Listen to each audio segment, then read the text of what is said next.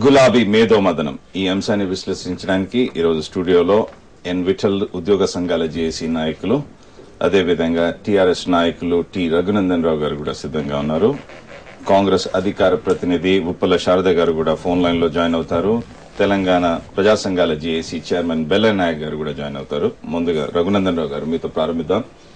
గతంలో మనం ఇదే చర్చల్లో కూర్చున్నప్పుడు ఆ రోజు మీరు సెల్లర్లా ఉంటారు, సిగ్నల్స్ రావు, మాకు మాత్రం స్పష్టమైన సంకేతాలు ఉన్నాయన్నారు. ఈరోజు చిలికారు, మదించారు, అదేవిధంగా మాకు సవర్ణ దీర్ఘ సంధి కూడా నేర్పించారు. ఈ రోజు ఉగ్ర నరసింహ అవతారం ఎత్తుతానంటే దాని తాత్పర్యం నేర్పండి. తెలంగాణ రాష్ట్ర సాధన కోసం ఆవిర్భవించినటువంటి పార్టీ టీఆర్ఎస్ పార్టీ. 2001 ఏప్రిల్ 27 రోజు జలదృశ్యంలో కేసీఆర్ గారు మాట్లాడుతూ చాలా స్పష్టంగా చెప్పినటువంటి అంశం ఏంటంటే, భారత పార్లమెంటరీ ప్రజాస్వామ్య ప్రక్రియ మీద నాకు సంపూర్ణమైనటువంటి విశ్వాసం ఉంది. పార్లమెంటులో బిల్లు పెట్టడం ద్వారా మాత్రమే తెలంగాణ రాష్ట్రాన్ని సాధిస్తామని చెప్పి ఆ రోజు చెప్పారు. ఆ మాటకు ఆ రోజు, ఈ రోజు, రేపు కూడా మేము కట్టుబడి ఉన్నాం. కానీ ఒకటి రఘునందన్, తెలంగాణ రాష్ట్ర సమితి జరిపిన ఫైన్, ఓకే, యాక్సెప్టెడ్. ఒక చర్చలకు వెళ్లారంటారు. ఎవరు పిలిచారు?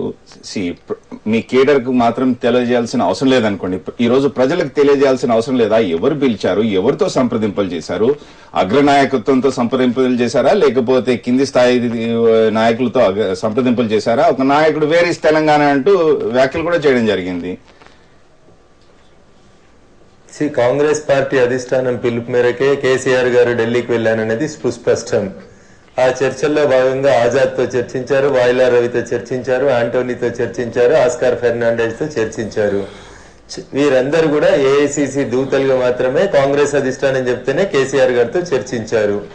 అయితే ఎందుకు where is Telangana, what is Telangana అనేటువంటి పదాలు వచ్చినాయనేటువంటి అంశాలకు సంబంధించి అదే నాయకులు మరుసటి రోజు చాలా స్పష్టంగా మీడియా సమావేశాల లోపల క్లారిటీ ఇచ్చుకున్నారు.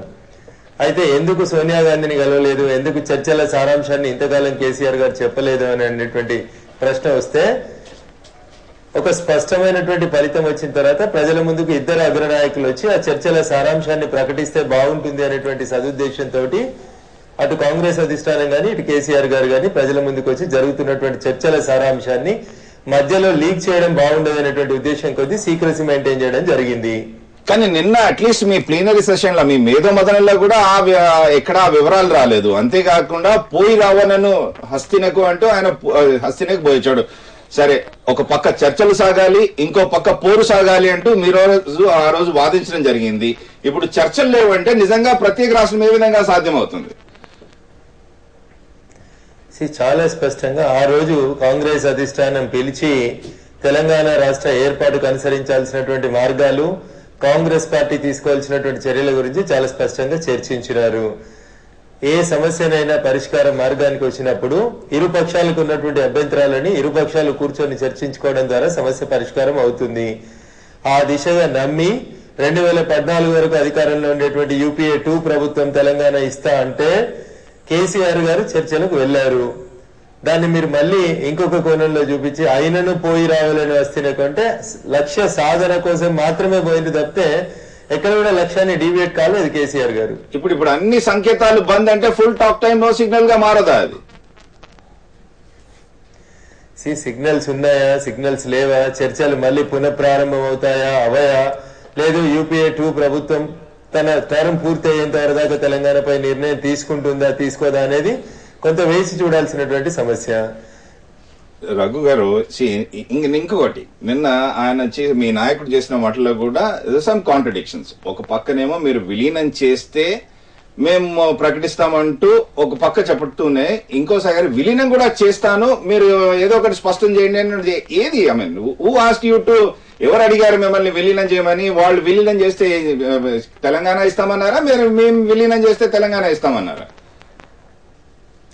ఢిల్లీలో చర్చలు జరుపుతున్నటువంటి సందర్భం లోపల కాంగ్రెస్ అధిష్టానం చాలా రకాలైనటువంటి సందేహాలను వ్యక్తం చేసింది. ఆ సందేహాల్లో ఒకటి, రేపు తెలంగాణ రాష్ట్రం ఇస్తే ఆ క్రెడిట్ తెలంగాణ రాష్ట్ర సమితికే దక్కుతుంది కదా, మాకేం లాభం వస్తుంది అని అడిగినప్పుడు కొంతమంది కాంగ్రెస్ పెద్దలు, మేము తెలంగాణ రాష్ట్రాన్ని ఇస్తే టీఆర్ఎస్ పార్టీని కాంగ్రెస్ లో విలీనం చేస్తారా అనేటువంటి ప్రశ్న కూడా ఏఐసిసి వర్గాల నుంచి ఉత్పన్నమైంది. ఆ దశలో 12 సంవత్సరాలుగా తన కుటుంబ సభ్యుల కంటే గొప్పగా పెంచుకున్నటువంటి పార్టీని కూడా 1 లక్ష్య సాధన కోసం అవసరమైతే 6 దశాబ్దాలుగా ఈ ప్రాంత ప్రజలకు జరిగినటువంటి అన్యాయం సమస్య పరిష్కారం అవుతుంది అనేటువంటి సదుద్దేశం కొద్దీ కేసీఆర్ గారు ఒక అడుగు ముందుకేసి విలీనాన్ని కూడా సిద్ధపడతాను, మీరు హైదరాబాద్ రాజధానిగా 10 జిల్లాల తెలంగాణను ప్రకటిస్తే నాకు అంతకు మించి మరొకటి అవసరం లేదు అని కుండ బద్దలు కొట్టినట్టు కూడా ఏఐసిసి పెద్దలకు చెప్పడం జరిగింది. ఓకే, బెల్లెనాయక్ గారు, ఎక్కడ తప్పు జరిగింది? 2004 సంవత్సరంలో మీరు కాంగ్రెస్ తో పొత్తు పెట్టుకున్నారు, 2009లో ఇంకొకరితో పొత్తు పెట్టుకున్నారు, ఇప్పుడు 2014 మధ్యంతర ఎన్నికలు ముంచుకొస్తున్నాయని అనగానే మీరు రూటు మారిస్తే నిజంగా రేపు పొత్తు లేకుండా ఏ విధంగా మీరు తెలంగాణ సాకారం అవుతుంది? లేకుంటే మాజీ గురువు ఎలానో తెలంగాణలో ప్రదక్షిణలు ప్రారంభించారు, ఇంకో యువ నాయకురాలు కూడా ఆమె తెలంగాణలోనూ ప్రదక్షిణలు చేయనున్నది, వీళ్ళు ఒకవేళ వస్తే మాకు ముంపు తెచ్చే విధంగా ఉంది, సరే మేము ఇప్పుడైనా కానీ రూటు మార్చుకోవాలన్న విధంగా వీళ్ళు పాకులాడుతున్నారు. అంటే ఇక్కడ 2 అంశాలున్నాయండి. ఒకటి ఏమో తెలంగాణ ఉద్యమంకి నాయకత్వం వహిస్తున్నటువంటి కేసీఆర్ గాని తెలంగాణ ఉద్యమం తీసుకొస్తానని మాట్లాడుతున్న టీఆర్ఎస్ పార్టీ అనుసరిస్తున్న విధానం వల్ల ఒక వైపు ఉన్నది. రెండో వైపు తెలంగాణను అంటూనే తమ పార్టీని బలోపేతం చేసుకోవడం కోసం ఆలోచిస్తున్నటువంటి ఆంధ్ర పెట్టుబడిదారుల ప్రయోజనాల కోసమే పనిచేస్తున్నటువంటి రాజకీయ పార్టీలు మరో వైపు ఉన్నాయి.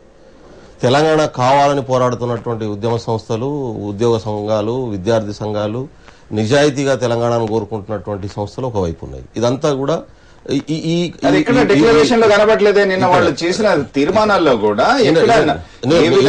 రమాకాంత్ గారు, మీరు అడిగారు, మళ్ళీ మీరు మధ్యలోనే క్వశ్చన్ వేస్తారు. అయితే సమస్య ఎక్కడ ఉంది? ఇప్పుడు రఘునందన్ గారు చాలా బాగా చెప్తున్నారు. అంటే కొండంత రాగం తీసి మనం పిచ్చిపాట పడినట్టున్నది. ఇంత పెద్ద ఉద్యమం జరుగుతుంటే కేసీఆర్ గారిని ఎవరు విలువకుంటే చర్చలకు ఎందుకు పోవాల్సిన పరిస్థితి వచ్చింది? ఇవాళ ప్రజలకు చెప్పాల్సినటువంటి అవసరం ఉంది. నేను మేధో మదనంలో వాళ్ళు చర్చించుకున్నారు, ఏం మాట్లాడుకున్నారు అనేది పక్కన పెడితే ఇవాళ మళ్లీ రాజకీయ పార్టీని బలోపేతం చేయాల్సినటువంటి పరిస్థితి వచ్చింది. రాజకీయ శక్తిగా మారుస్తున్నామని మాట్లాడుతున్నటువంటి పరిస్థితి వచ్చింది. అంటే ఇప్పటిదాకా జరిగిందంతా ఫెయిల్ అయినట్టే కదా. ఒకవైపు జేఏసీ తరఫున ఇంత పెద్ద ఎత్తున ఒకవైపు ఉద్యమం జరుగుతుంటే నామమాత్రం పార్టిసిపేషన్ చేసుకుంటే ఇంకో వైపు ఉంటూనే, రెండో వైపు ఇవాళ మళ్లీ మొదటికి వచ్చినటువంటి వ్యవహారం కనబడుతున్నట్టున్నది. మళ్లీ 2014 ఎన్నికలకు ప్రిపేర్ చేస్తున్నటువంటి పరిస్థితి ఇవాళ కనబడుతున్నది. అంటే ఇప్పటికే 10 సంవత్సరాలు గడిచిపోయింది, 2 ఎన్నికలు దాటిపోయినాయి, దాదాపు 6 సార్లు రాజీనామాలు చేసి 6 సార్లు ఎన్నికల్లో పాల్గొన్నటువంటి పరిస్థితి ఉన్నది. మళ్లీ మొదటికి వచ్చింది. రెండో వైపు ఆంధ్ర పెట్టుబడిదారులు మళ్ళీ ఎట్లా మోసం చేయాలని చంద్రబాబు నాయుడు పాదయాత్రల ద్వారా ఇవాళ మభ్యపెట్టే ప్రయత్నం. మొదటి నుంచి కూడా కాంగ్రెస్ ఏమో తెలంగాణకు ద్రోహం చేస్తున్నది. ఆ విషయం అందరికీ స్పష్టంగా తెలుసు. అదే కాంగ్రెస్ ను నమ్ముతున్నటువంటి పరిస్థితి ఇవాళ టీఆర్ఎస్ పరిస్థితి కనబడుతున్నది. రెండో వైపు చంద్రబాబు నాయుడు ఏమో ఇవాళ మభ్యపెట్టి ఎట్లా ఓట్లు రాబట్టాలని చంద్రబాబు నాయుడు చూస్తున్నాడు. మొత్తం కడప కేంద్రంగా నడుస్తున్నటువంటి ఇవాళ వైఎస్ఆర్సీపీ పార్టీ మళ్లీ తెలంగాణ ప్రజల్ని మభ్యపెట్టి తాను ఈ ప్రాంతంలో ఎట్లా పాగేయాలని చెప్పి ప్రయత్నం చేస్తున్నటువంటి పరిస్థితి ఉన్నది.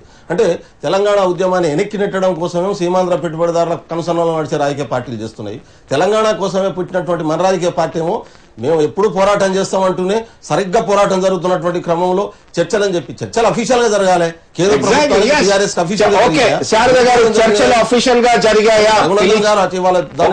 చెప్పాల్సినటువంటి అవసరం ఉంది.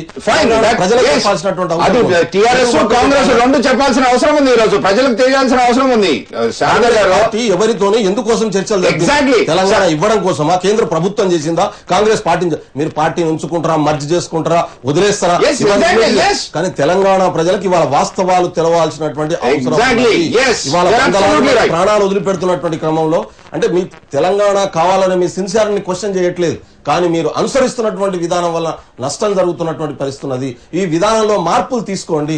మీ మేధోమదంలో అది చర్చ ఒక సొల్యూషన్ వస్తుందని ఎదురు చూస్తున్నటువంటి వాళ్ళం చాలా మంది. అట్లా రాకపోవడం వల్ల ఇవాళ మరింత నష్టం జరిగే ప్రమాదం కనబడుతున్నది. ఎంతకాలం మభ్యపెడదాం ప్రజల్ని?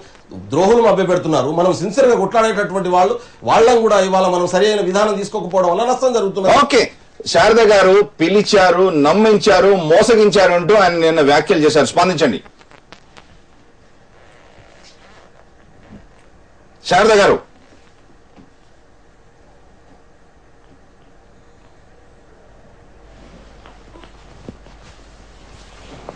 శారద గారు ఓకే ఫైన్.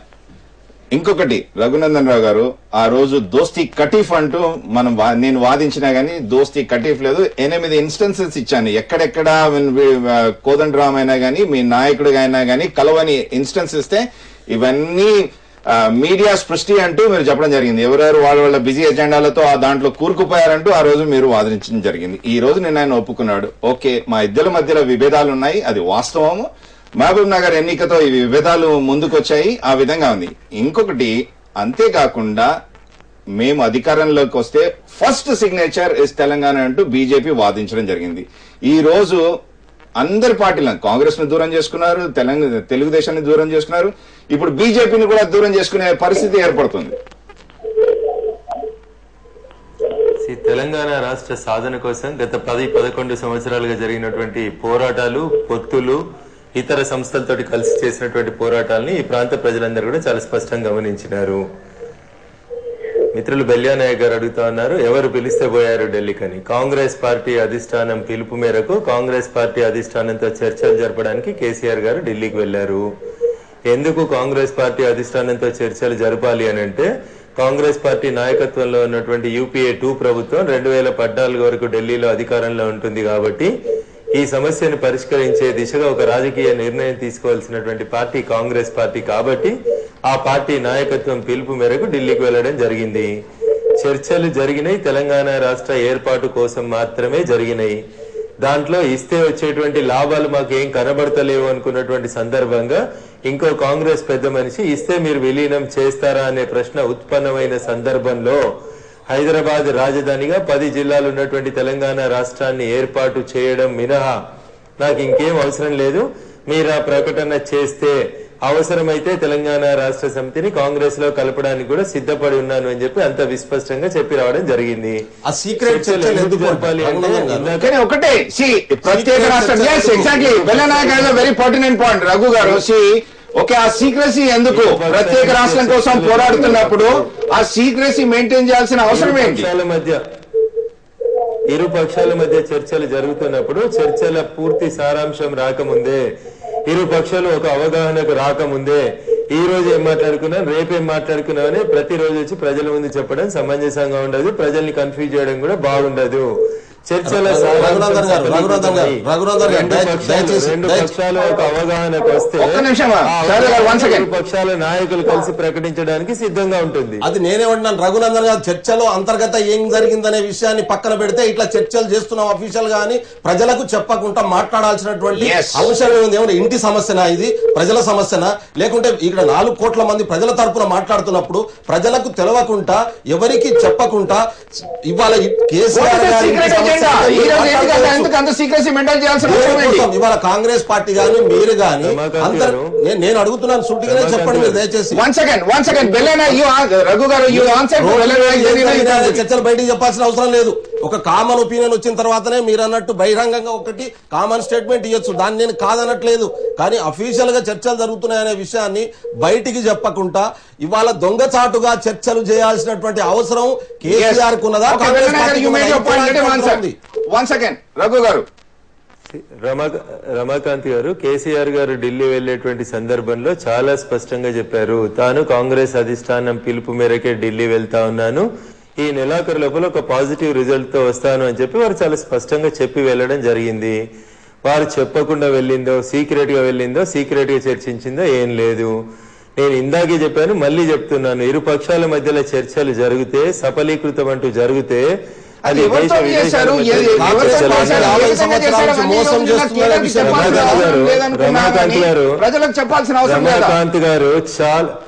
రమాకాంత్ గారు చాలా స్పష్టంగా ఆస్కార్ ఫెర్నాండెజ్ వచ్చింది చూసిరు, వాయిలార్ రవి ఇంటికి పోయింది చూసినారు, ఆజాద్ తో కలిసి మాట్లాడింది చూసినారు. ఎందుకు మళ్ళీ కన్ఫ్యూజ్ చేయాలనుకుంటున్నారు?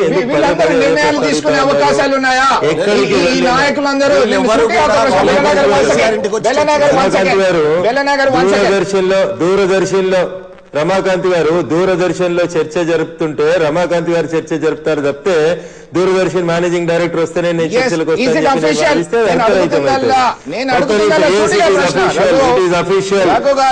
It is official only. Congress party అధికార ప్రతినిధులుగా సోనియా గాంధీ గారు చెప్తేనే కాంగ్రెస్ నాయకులు వచ్చి చర్చలు జరిపారు. బెల్లనాయక్ గారు has raised a very pertinent point. ఎందుకు ఇంత సీక్రెసీ మెయింటైన్ చేయాల్సిన అవసరం ఏర్పడింది? ఎందుకు సీక్రెసీ మెయింటైన్ చేసినాం?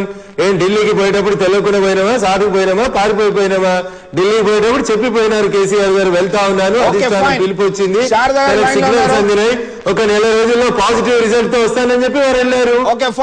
చెప్పకుండా పోయిందండి, చర్చలు పోతున్నప్పుడు చెప్పండి, సారాంశం చెప్పండి, దాని సారాంశం చెప్పండి. Okay fine. అట్లీస్ట్ శారదా గారు లైన్ లో ఉన్నారు. శారదా గారు, ఆర్ దీస్ మీటింగ్స్ అఫీషియల్స్ అధికారికంగా జరిగాయా, పిలిచారు, నమ్మించారు, మోసగించారు అంటూ ఆయన నిన్న చేసిన వ్యాఖ్యలు?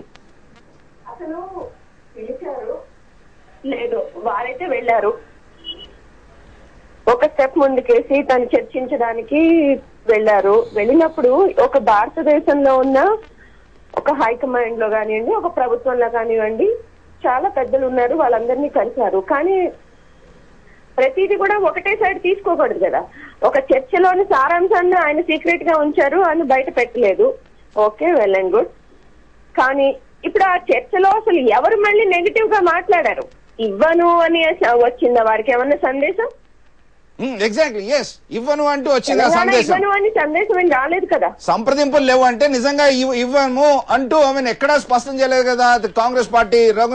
రఘునందన్ గారు ఎందుకు ఇట్లా ఆవేశపడిపోతున్నారు? ఎందుకు మళ్ళీ మనం ఒక పాజిటివ్ వేలో ఉన్నప్పుడు మళ్ళీ దాన్ని వెనక్కి నెడుతూ, మళ్ళా మన విద్యార్థుల భవిష్యత్తును వెనక్కి నెడుతూ, మన రాష్ట్ర భవిష్యత్తును వెనక్కి నెడుతూ మనం ఈ రకంగా పోరాటాలు చేసుకుంటూ ముందుకు పోతూ ఉంటే అసలు ఏ విషయం కూడా ఎలా తేలుతుంది, ఏ విషయాన్ని ఎలా నిర్దేశించగలుగుతారు? Exactly, fine, you made your point. Raghunandan garu స్పందించండి. చర్చలు జరిగిన సందర్భం లోపల కేసీఆర్ గారు చాలా స్పష్టంగా చెప్పడం జరిగింది, మీరు ఈ సందర్భం లోపల బిల్ అంటూ తయారు చేస్తే అది పార్లమెంట్ లో ఆమోదించబడి రాష్ట్రపతి దగ్గరికి వెళ్లి మళ్ళీ అసెంబ్లీలో చర్చ ముగిసేసరికి 2014 టర్మ్ పూర్తి అవుతుంది. కాబట్టి నవంబర్ 22న ప్రారంభంగానున్నటువంటి పార్లమెంటు సెషన్ లోపు మీరు చాలా స్పష్టంగా బిల్లు తీసుకురావాలని చర్చల సందర్భంగా పదే పదే చెప్పడం జరిగింది. ఆ లోపల మీరు తీసుకురాలేని పరిస్థితి ఉన్నట్లయితే, ఈ సెషన్ లోపల తీసుకురాలేని పరిస్థితి ఒకవేళ యూపీఏకి ఉన్నట్లయితే ఎప్పుడు మధ్యంతరం వస్తుందో తెలియదు, ఎప్పుడు ఈ కేంద్ర ప్రభుత్వాన్ని అటు ములాయం గారు గాని ఇటు మమతా గారు గాని కూలిస్తారో తెలియనటువంటి పరిస్థితి వస్తుంది. కాబట్టి ఒక్క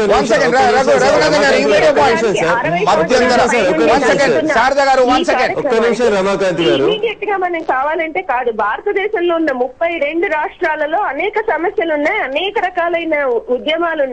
అందరినీ కూడా దృష్టిలో పెట్టుకుని ఈ రోజు మన హైకమాండ్ అనేది చేయగలుగుతుంది. కానీ ఒక కేసీఆర్ గారిను ఒక ఆంధ్రప్రదేశ్ లో పెట్టుకుంటే మిగతా 31 రాష్ట్రం కూడా అతలాకుతలం అవుతాయి. కాబట్టి ప్రతి దాన్ని దృష్టిలో పెట్టుకుని కరెక్ట్ గా ఉంటుంది, దాన్ని ఎలా చేయాలి, దాని మీద ఉన్న కమిషన్ మనం చూస్తూనే ఉన్నాము, ఆ రకాల నిర్ణయాలన్నీ మాట్లాడుతూనే ఉన్నారు, అందరినీ పిలిచి అడుగుతూనే ఉన్నారు. కాబట్టి ఈ రోజు కేసీఆర్ గారు సడన్ గా ఒక 6 నెలల తర్వాత జేఏసీలోనూ కేసీఆర్ గారికి ఉన్న విభేదాలను ఈ రకంగా మీరు ముందుకు తీసుకెళ్లడం, ఆ వారి విభేదాల ద్వారా టీఆర్ఎస్ పందా 3RS పెట్టుకోవడానికో లేకపోతే వారి యొక్క బలం నిరూపణకో ఈ రకంగా మళ్ళీ ప్రజలను అలకల్లోలం చేయడం మాత్రం మంచి చూపించుకుందాం మళ్ళీ. ఎందుకంటే జేఏసీ మార్చిలో కేసీఆర్ గారు రాలేదు, మరికొన్ని కార్యక్రమాల్లో కేసీఆర్ గారు రాలేదు, వారు రానప్పుడు కార్యక్రమాలు జరిగినాయి. కాబట్టి ఈ రోజు వారి సమస్యలో ఏదో కార్యక్రమం జరగాల్సిన పద్ధతి కాదు, ఒక పెద్ద మనిషి తరహాలో చేయాల్సిన పద్ధతి కాదు. మన రాష్ట్రంలో ఉన్న అనేక మంది యువకుల భవిష్యత్ నిర్మాణాన్ని మనం ఆలోచించుకోవాలి. ఇప్పటికీ ఎంతో మందిని కోల్పోయాం, మళ్ళీ వాళ్ళ ఉద్రిక్తతని నెలకొల్పి మళ్ళీ మనం ఒక రకమైన పరిస్థితిని ఇక్కడ తీసుకురాకూడదని నా మనవి. Okay fine. ఇంకొకటి రమాకాంత్ గారు, వన్ సెకండ్, రఘు గారు చాలాసేపు సావధానంగా వింటా ఉన్నారు. మీరు అందరిని గెలుపుకొని వెళ్ళి సాగరహారం అంటూ ఒక గొప్పగా నిన్న ఒక హారాన్ని ఇచ్చేశారు. ఓకే, ఆ రోజు మీరు దోస్తీ కటిఫ్ అన్నా కానీ లేదు, దోస్తీ కటిఫ్ లేదు, మేమంతా సవ్యంగానే ఉన్నామన్నారు.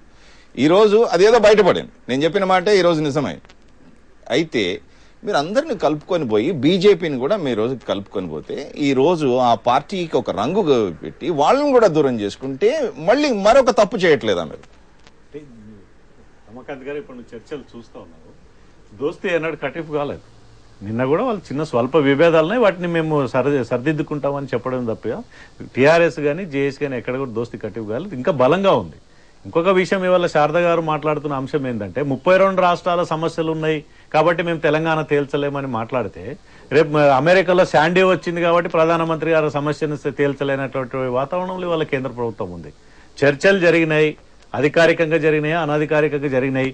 తెలంగాణ కాంగ్రెస్ పార్టీ తెలంగాణ ఇవ్వదనే సంకేతాలు టీఆర్ఎస్ కు ఉన్నాయి కాబట్టి, కేసీఆర్ కు ఉన్నాయి కాబట్టి వాళ్ళ టీఆర్ఎస్ కాంగ్రెస్ ని టార్గెట్ చేస్తూ ఒక డెత్ లైన్ గా డిక్లేర్ చేస్తూ పార్టీని బలోపేతం చేస్తూ ఎన్నికలు వస్తున్నాయి. ఇప్పుడు ఉద్యమాలు ఎన్నికలు రెండూ అవసరమే తెలంగాణ రాష్ట్ర సాధన కోసం. కేవలం ఉద్యమాలు చేసినంత మాత్రాన తెలంగాణ రాదు, కేవలం ఎన్నికల ద్వారా తెలంగాణ రెండు కలిసి చేస్తేనే తెలంగాణ రాష్ట్రాన్ని సాధించుకుంటామని అనేక సందర్భాల్లో నిరూపణ. ఒక పక్క ఆయన బీజేపీని ఎత్తి పొడుస్తూనే ఇంకో పక్క మీతో దోస్తీ చేయి కలిపితే అది నిజంగా సాధ్యమయ్యాను. పార్టీల పరంగా కొన్ని స్వల్ప సిద్ధాంతాల పరంగా కొన్ని స్వల్ప విభేదాలు ఉంటాయి, కానీ అందరి లక్ష్యం ఒకటైనప్పుడు అందరం కలిసి పనిచేస్తున్నాం. జేఏసీలో ఇవాళ జేఏసీలో అన్ని పార్టీలు కలిసే పనిచేస్తున్నాయి. ఇవాళ సిపిఐకి టీఆర్ఎస్ కి కొన్ని విభేదాలు ఉండొచ్చు, లేదా టీఆర్ఎస్ కి బీజేపీకి కొన్ని స్వల్ప విభేదాలు ఉండొచ్చు. అన్నంత మాత్రం అందరి లక్ష్యం ఒకటి కాబట్టి జేఏసీ అందరినీ కలుపుకొని పోతుంది, అందరితో మాట్లాడుతూ తప్పకుండా ఉద్యమ కార్యాచరణ ఇవాళ టీఆర్ఎస్ కేసీఆర్ గారు ఇచ్చిన ఉద్యమ కార్యాచరణ కూడా అందరం కలిసి పనిచేస్తాం. రఘునందన్ గారు, నిన్న ఆయన స్పష్టంగా చెప్పడం జరిగింది ఎందుకు ఏ విధంగా విభేదాలు ఏర్పడ్డాయి జేఏసీ మధ్యలో, అదే విధంగా బీజేపీ మధ్యలో. ఇంత వివరంగా నిన్న చెప్పారే, ఆ రోజు ఎందుకు చెప్పి వాళ్ళని ఒప్పించలేకపోయారు? రమాకాంత్ గారు, ఎంతసేపు రెండు వర్గాల మధ్యన కొట్లాట ఉంది అనేటువంటి ఒక ప్రచారాన్ని కొనసాగించాలనుకుంటే మేము చేయగలిగింది ఏం లేదు. చెప్పారు, నేను చెప్పాను. నేను అడుగుతున్నదల్లా అందరినీ ఒకే ప్రత్యేక రాష్ట్రం కోసం పిడికెళ్ళి బిగిస్తాము, పోరు సాగిస్తాము, నరసింహ అవతారం ఎత్తుతానంటే ఏ విధంగా సాధ్యమవుతుంది? అన్ని 5 ఏళ్లు లేకపోతే ఏ విధంగా చీచి చెండాడతారు? అదే చెప్తా ఉన్నాం సార్. మేము తెలంగాణ రాష్ట్ర సమితికి ఓటేయడం ద్వారా మాత్రమే తెలంగాణ రాష్ట్రాన్ని ఏ రకంగా సాధించుకోవచ్చు, కాంగ్రెస్, వైఎస్ఆర్ కాంగ్రెస్, తెలుగుదేశం పార్టీలకు ఓటేయడం వల్ల ఏ రకమైనటువంటి నష్టం జరుగుతుంది అనేది భవిష్యత్తు లోపల ప్రతి పల్లెకు ప్రజలకు ఎక్స్ప్లెయిన్ చేస్తాం. 2009 డిసెంబర్ 24 సందర్భం లోపల మీరు అడిగిన అందరినీ కలుపుకోపోయేటువంటి పద్ధతిలోనే కేసీఆర్ గారు ఒక మెట్టు దిగి జానారెడ్డి గారి ఇంటికి వెళ్లి జేఏసీని ఏర్పాటు చేసినారు. ఏ రకంగానైతే సీమాంధ్ర ప్రజాప్రతినిధులు రాజీనామా అస్త్రాన్ని ఉపయోగించి వచ్చిన తెలంగాణను అడ్డుకున్నారో ఆ రకంగా మనం రాజీనామా చేస్తామనంటే ఫిబ్రవరి 28, 2010 రోజు ఇచ్చేది మేము తెచ్చేది మేము, మాది జాతీయ పార్టీ అని చెప్పి ఆ జేఏసీలోంచి జారుకున్నది కాంగ్రెస్ పార్టీ. ఈ రకంగా మేము ఎన్ని విధాలుగా ప్రయత్నం చేసినా కోదండరామ్ గారే ఒక మెట్టు దిగి తెలుగుదేశం పార్టీ ఆఫీస్కి వెళ్లి జేఏసీలో కలిసి పనిచేద్దాం రండి అని చెప్పి ఆహ్వానించారు. కానీ ఎప్పుడైతే తెలంగాణ ప్రాంత ప్రజల పక్షాన రాజీనామా చేయాల్సినటువంటి సందర్భం వచ్చిందో ఆ రోజు తెలుగుదేశం గాని కాంగ్రెస్ కి సంబంధించినటువంటి ప్రజాప్రతినిధులు గాని రాజీనామా చేయకుండా వెనుకడుగు వేసినటువంటి సందర్భం ఇంకా ఈ ప్రాంత ప్రజలు మర్చిపోలేదు. అందుకనే ఉద్యమాన్ని ఒక పక్క కొనసాగిస్తూనే మరో పక్క ఎన్నికలని రాజకీయ ఎత్తుగడల్ని ఉపయోగించుకుంటూ తెలంగాణ చర్చలు లేవు అని చెప్పట్లేదు, ఉద్యమాల్లో భాగంగా చర్చలు కూడా ఉంటాయి. మాటలు కాదు ఇది. బెల్లనాయక్ గారు, చర్చలు లేవు, సంప్రదింపులు ఎక్కడికి వెళ్తున్నారు, ఎటువైపు మీ గులాబీ కారును మళ్లిస్తున్నారు, ఏ విధంగా సాధ్యమయ్యేది? 2 విషయాలున్నాయండి. కేసీఆర్ గారు 2004 ఆ రోజు కాంగ్రెస్ తో పొత్తు పెట్టుకున్నప్పుడే ఒక మాటని చెప్పాం మేమంతా. ఖచ్చితంగా 50 సంవత్సరాలుగా అవకాశం వచ్చిన ప్రతి సందర్భంలో కాంగ్రెస్ తెలంగాణ ప్రజల్ని మోసం చేసింది. టీఆర్ఎస్ పార్టీ తెలంగాణ కోసం పుట్టిన పార్టీ ఇక్కడ తనంతట తానుగా తెలంగాణలో బలోపేతం కావడానికి ప్రయత్నం చేయడం మంచిది. ఈ పొత్తుల రాజకీయాల్లో పోతే ఓడిపోతాము, ఉద్యమం క్షీణమవుతుంది, నష్టం జరుగుతుందని చెప్పాం. ఆ తర్వాత 2004లో గెలిచిన తర్వాత కేంద్రంలో మంత్రి పదవులు తీసుకున్నప్పుడు కూడా వద్దని చెప్పాం. లేదు నేను లాబింగ్ చేయడానికి ఈజీ అవుతుందనే మాట చెప్పాడతాను. కానీ ఇవాళ ఏమైంది? 2004 పోయింది, 2009 పోయింది, 2014 ఎన్నికలకు పోస్ట్ పోన్ అయింది. ఈ దశలో నాకేమనిపిస్తుంది అంటే, మొదటి నుంచి చెప్తున్నాను ఈ మాట, నేను టీఆర్ఎస్ పార్టీ తెలంగాణ అంశాన్ని 2వ అంశంగా పెట్టి పార్టీ బలోపేతము, రాజకీయ ప్రయోజనమును మొదటి అంశంగా పెట్టి పనిచేస్తున్నది. ఇది చాలా దురదృష్టకరమైనటువంటి పరిస్థితి, తెలంగాణ ఉద్యమానికి నష్టం చేసేటటువంటి పరిస్థితి, తెలంగాణ రాకపోక వాయిదా పడుతున్నటువంటి పరిస్థితి ఉందని మొదటి నుంచి చెప్పుకుంటూ వస్తున్నాం. మరొక్కసారి అది నిరూపితం జరిగింది, అది వాస్తవం అయిపోయినటువంటి అవకాశం ఉంది. ఒకవేళ దోస్తీకే చేతులు కలిపి మళ్ళీ ఏదైతే విభేదాలు ఉన్నాయో అవన్నీ పక్కన పెట్టి అందరం కలిసి పనిచేస్తామంటే బీజేపీని దూరం పెడతారు. బీజేపీని దూరం పెట్టమని కేసీఆర్ గారు అనడం లేదండి. అదొక విషయం రమాకాంత్ గారు మనం అర్థం చేసుకోవాలి. బీజేపీని మేము పక్కన పెట్టానని కేసీఆర్ ఎక్కడ చెప్పలేదు. అన్ని పార్టీలను అన్న ఇప్పుడు నిన్న వాళ్ళు చాలా స్పష్టంగా జేఏసీ తోటి కలిసి పనిచేస్తాం, స్వల్ప విభాగాన్ని మనం పరిష్కరించుకుంటాం అంటేనే జేఏసీతో అందరం కలిసి పనిచేయడం కూడా అంటగట్టారు. విఠల్ గారు ఒక్క మాట చెప్తాం, రాజకీయ పార్టీకి సిద్ధాంతపరంగా విభేదాలు ఉంటాయి. దాన్ని మేము కాదన్నాం. సిద్ధాంతపరంగా విభేదాలు ఉండొచ్చు, కానీ అన్ని పార్టీల లక్ష్యం ఒకటైనప్పుడు అందరం కలిసి పనిచేయాల్సినటువంటి అవసరం ఉందన్నదే జేఏసీ వాదన. ఇవాళ తప్పకుండా జేఏసీ దానికి కట్టుబడి ఉంటుంది, భవిష్యత్ ఉద్యమాన్ని నిర్మిస్తుంది. ఇంకొక ఇక్కడ తెలంగాణ ప్రాంతంలో స్వీయ రాజకీయ అస్తిత్వం లేకుండా తెలంగాణ రాదు. ఇవాళ స్పష్టమైనటువంటి అవగాహన ఉంది. స్వీయ రాజకీయ అస్తిత్వం రావాలి. ఇవాళ కాంగ్రెస్ తో పొత్తు పెట్టుకోనో లేదా బీజేపీ ఇంకోతో పార్టీతో పొత్తు పెట్టుకుంటే తెలంగాణలో 100 సీట్లు రావు, తెలంగాణ రాదు. ఇవాళ ఉద్యమాలతో పాటు తెలంగాణ రాష్ట్రాన్ని పార్టీని పటిష్టం చేసుకోవడం అంటే టీఆర్ఎస్ కున్న లక్ష్యం ఏంది? తెలంగాణ రాష్ట్రం. రేపు పార్టీని అన్ని పార్టీలు తెలంగాణ రాష్ట్రంతో పాటు రాజకీయ పాదయాత్రలు చేస్తుంటే దేనికోసం చేస్తా ఉన్నాడు? షర్మిల పాదయాత్ర దేనికోసం